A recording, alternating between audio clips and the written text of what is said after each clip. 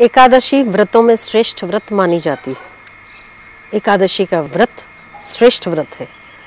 कृष्ण पक्ष और शुक्ल पक्ष दो एकादशियां होती है।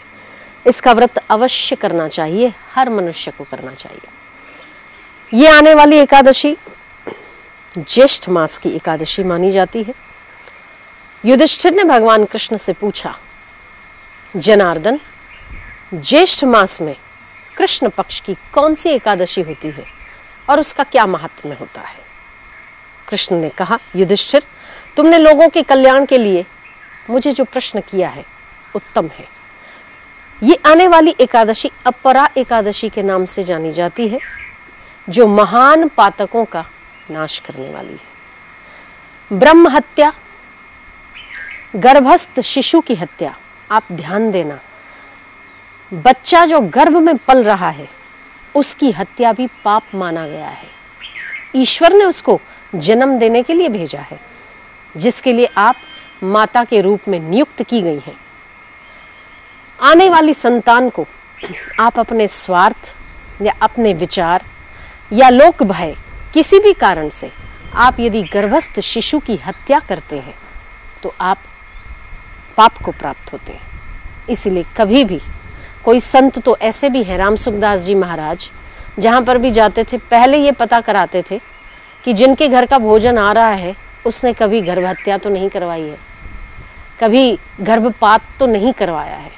तो कई संत ऐसे भी हैं कि जिन कुल की, जिन परिवार की महिलाओं ने, किसी भी महिला ने अगर गर्भपात कराया हो, उसके हाथ का भोजन भी वो खाने योग्य नहीं मानते थे।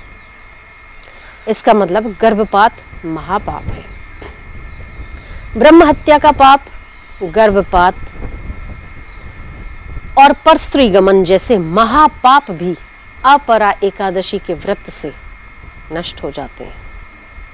नापतोल में गड़बड़ करना, झूठी गवाही देना, आप जानते हो कि सामने वाली व्यक्ति सत्य कह रही है या सत्य के पक्ष में है, फिर भी यदि आप किसी भी स्वार्थवश, किसी भी लोभवश यदि झूठी गवाही देते हैं तो आप नरकगामी होते हैं, ऐसा शास्त्र कहते हैं।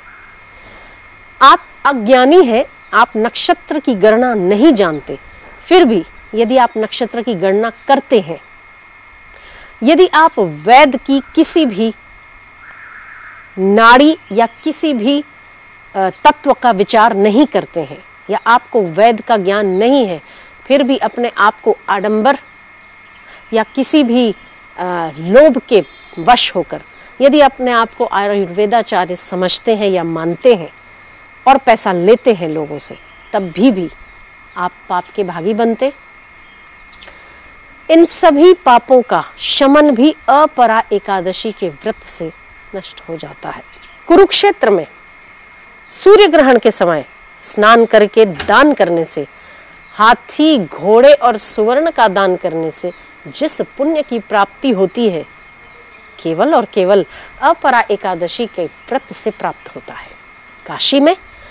काशी में शिवरात्रि का व्रत करने से जिस पुण्य की प्राप्ति होती है, गया में पिंडदान करने से पितरों को संतुष्ट करने का जो पुण्य प्राप्त होता है, बद्रिकाश्रम की यात्रा के दौरान भगवान केदार के दर्शन कर भगवान की पूजा करने से जिस पुण्य की प्राप्ति होती है, उतने ही पुण्य की प्राप्ति अपरा एकादशी का व्रत करके वामन भगवान की पूजा करने से विष्णु लोक की प्राप्ति होती है।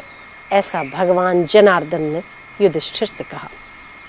आप भी ज्येष्ठ मास की कृष्ण पक्ष की अपरा एकादशी का व्रत अवश्य करें।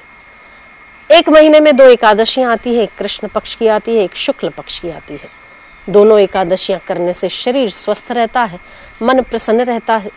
विष्णु सहस्त्र नाम में तो यहाँ तक लिखा है कि पुत्र के अभाव में यदि एकादशी का व्रत किया जाए और विष्णु सहस्त्र नाम का पाठ किया जाए तो पुत्र रहित होने पर पुत्र की प्राप्ति होती है, धन के अभाव वाले को धन की प्राप्ति होती है, जो रोगी है उसे निरोगता की प्राप्ति होती है और मोक्ष की इच्छा रखने वाले को मोक्ष की प्राप्ति होती है। आने वाली अगली एकादशी निर्जला एकादशी के नाम से जानी जाएगी। भगवान कृष्ण ने भीम से कहा, भीम ने कहा कि मैं एकादशी का व्रत नहीं कर सकता हूँ क्योंकि मैं बहुत खाता हूँ और खाए बिना मुझे चलता नहीं है। आजकल की स्थिति भी ऐसी है, कुछ की खाए बिना चलता नहीं है। अगर एकादशी का व्रत करेंगे तो साथ में इतना सारा व्रत का भोजन करेंगे कि इससे तो ना किया हुआ ज़्यादा अच्छा लगता है। आप व्रत करें और ईमानदारी से व्रत करें। एक समय अगर भोजन करना है तो फलाहार करें और कम भोजन करें। भीम ने पूछा था भगवान कृष्ण से कि मैं कोई भी व्रत नहीं करता हूँ और ना ही मैं कर सकता हूँ, ऐसी स्थिति में मुझे क्या करना चाहिए। तब भगवान कृष्ण ने निर्जला एकादशी का महात्म्य बताते हुए भीम से कहा कि यदि कोई व्रत नहीं कर सकता है, 24 एकादशियों का व्रत एक निर्जला एकादशी करने से मिल जाता है। तो आप ध्यान दें, ज्येष्ठ मास के कृष्ण पक्ष की एकादशी निर्जला एकादशी के नाम से जानी जाती है। इस एकादशी के बाद अब फिर मिलेंगे निर्जला एकादशी के साथ और उसका महात्म्य सुनेंगे। पुण्य आप भी प्राप्त करें, लोगों को भी प्राप्त कराएं। ओम नमो भगवते वासुदेवाय। ओम नमो भगवते वासुदेवाय। ओम अनंताय नमः। ओम अच्युताय नमः। ओम गोविंदाय नमः। नारायण नारायण नारायण।